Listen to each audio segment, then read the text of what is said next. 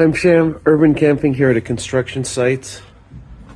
Done this before, usually not recommended unless it's the weekend because most construction never occurs on the weekend. And just a little job site walkthrough up on the last floor here.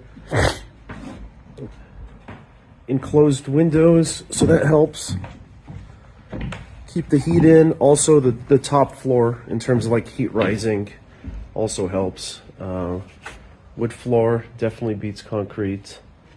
So overall, great spot, and thankfully it worked out just fine.